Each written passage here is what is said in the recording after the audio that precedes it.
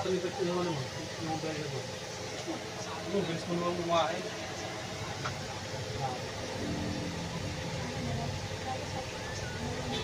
Dalawang ayos. Dalawang pati yun.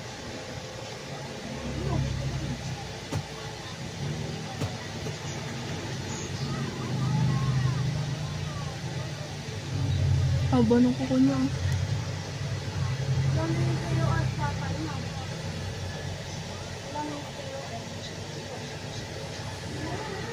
Ang bait ni Mingming, no?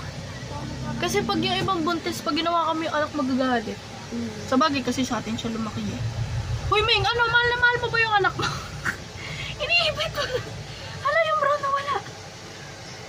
Ikaw yung brown, eh. Inipit niya yung brown.